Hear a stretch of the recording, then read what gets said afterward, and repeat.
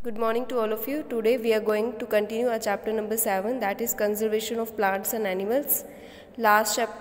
Last video में हमने discuss किया था कि बायोडाइवर्सिटी क्या होती है, स्पीशीज़, इकोसिस्टम, ये सब क्या होते हैं. आज हमने डिस्कस करना है इम्पॉर्टेंस क्या होती है बायोडाइवर्सिटी की और कौन से ऐसे फैक्टर्स हैं जो कि कॉज कर रहे हैं लॉस ऑफ बायोडाइवर्सिटी. तो बेसिकली बायोडाइवर्सिटी की इम्पॉर्टेंस क्या है. बायोडाइवर्सिटी मीन्स जो हमारी अर्थ पर इतने वैरायटी में, इतने डाइवर्स वैरायटी में प्लांट्स, एनिमल्स और माइक्रो ऑर्गेनिजम्स प्रेजेंट होते हैं, इनकी इंपॉर्टेंस क्या है. बेसिकली ये जो एनिमल्स हैं इनसे हमें क्या मिलता है, फूड मिलता है. ये जो आप मिल्क कंज्यूम करते हो वो हमें एनिमल से मिलता है, एग मिलता है, मीट मिलता है, ये सब हमें किससे मिलता है, एनिमल से मिलता है. तो उनकी इंपॉर्टेंस अर्थ पे क्या है कि वो हमें न्यूट्रिशन प्रोवाइड कर रहे हैं.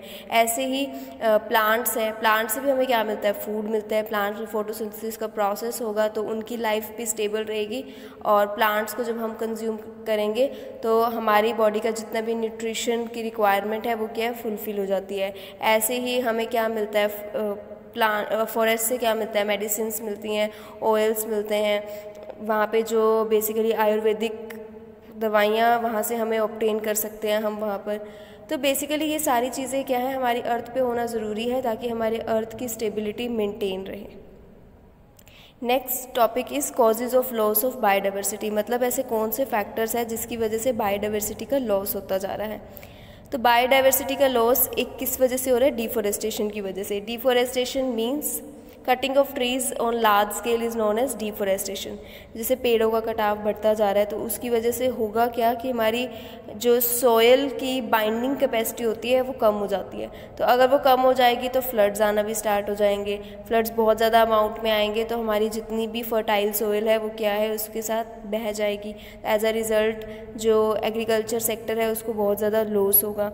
और अगर पेड़ नहीं होंगे तो हमें ऑक्सीजन भी नहीं मिलेगा, हम लोग भी ज़्यादा दिन तक सर्वाइव नहीं कर पाएंगे. कितना कुछ मिलता है हमें ट्रीज़ से, पेपर बनता है ट्रीज़ से, तो वो भी नहीं बन पाएगा.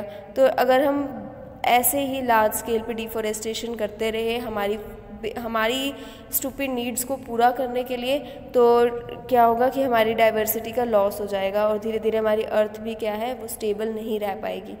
जैसे अब कोरोना वायरस में भी आप लोगों ने नोटिस किया होगा कि ऑक्सीजन की कितनी ज़्यादा कमी हो गई थी, लेकिन अगर हमने रिच अमाउंट में ट्रीज़ लगाए होते तो ये ऑक्सीजन की जो डिमांड है वो फुलफ़िल हो जाती. तो ये बेसिकली डिफॉरेस्टेशन की वजह से भी बायोडाइवर्सिटी का क्या हो रहा है, लॉस हो रहा है. Next is illegal hunting. Illegal hunting means लोग शिकार करते हैं जानवरों का, तो वो क्या है, इलीगल है. लेकिन स्टिल अभी भी बहुत सारी जगहों पे किया जाता है, इलीगल है. इसके लिए ऑलरेडी अगर आप इस तरह की कोई चीज़ करते हो तो लीगली आपके ऊपर एक्शन भी लिया जा सकता है. तो अगर हम अपने एनवायरनमेंट को बचाना चाहते हैं, एनिमल्स को बचाना चाहते हैं, तो इस तरह की इलीगल हंटिंग हमें नहीं करनी चाहिए.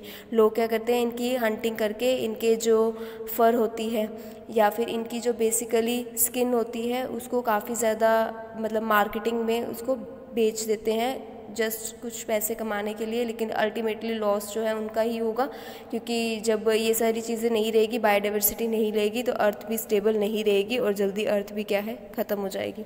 Next is pollution. अब हम इंक्रीज अमाउंट ऑफ पॉल्यूशन है, चाहे वाटर पॉल्यूशन हो, सॉइल पॉल्यूशन हो, लैंड पॉल्यूशन हो. अब इतना ज़्यादा पॉल्यूशन अगर हमारे आसपास होगा तो सर्वाइव करना डिफ़िकल्ट हो जाएगा, क्योंकि हमें भी ब्रीथ करने में प्रॉब्लम होगी, सेम एज विद एनिमल्स, उन्हें भी ब्रीदिंग में प्रॉब्लम होगी और उनकी भी क्या है, डेथ हो जाएगी. अब पॉल्यूशन की वजह से एसिड रेन भी होता है, तो एसिड रेन होगा तो वही प्लांट्स के ऊपर फॉल करेगा. प्लांट्स के ऊपर अगर एसिड रेन ने फॉल किया तो अल्टीमेटली उनका जो फोटोसिंथेसिस का प्रोसेस है वो भी रुक जाएगा. अगर प्लांट्स में फोटोसिंथेसिस नहीं होगी तो प्लांट्स अपना खाना नहीं बना पाएंगे. प्लांट्स नहीं होंगे तो हम उनके ऊपर डिपेंडेंट है, तो हम भी नहीं होंगे अगर वो नहीं होंगे तो ये सारी चीज़ें भी क्या है, बायोडाइवर्सिटी के लॉस में कंट्रीब्यूट करती है. Next is exotic species. Exotic species में क्या है, जो कि बेसिकली कोई प्लांट है या एनिमल है वो किसी और जगह से है, लेकिन अगर हम किसी और जगह इम्प्लांट करते हैं तो उसकी वजह से भी क्या होता है, बायोडाइवर्सिटी का लॉस होता है. फॉर एग्जांपल ये जो फ्लावर है, ये फ्लावर का नाम है वाटर हाइसिंथ. ये जो फ्लावर है ये इसको अगर हम एक मान लो आपने एक पोंड में लगाया जहाँ पे बहुत सारे लोटस है, तो ये इनकी जो अमाउंट होती है वो बहुत जल्दी ग्रो करती है.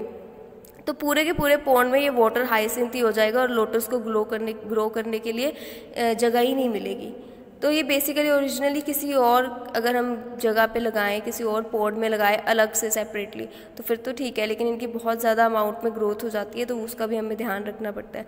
तो ये भी क्या है, कंट्रीब्यूट करता है लॉस ऑफ बायोडाइवर्सिटी में। नेक्स्ट नेचुरल डिज़ास्टर्स भी है। नेचुरल डिज़ास्टर्स में ड्रॉट, अर्थक्वेक, साइक्लोन्स, सुनामीज़, इन सब की वजह से भी क्या है, काफ़ी ज़्यादा नुकसान हो जाता है।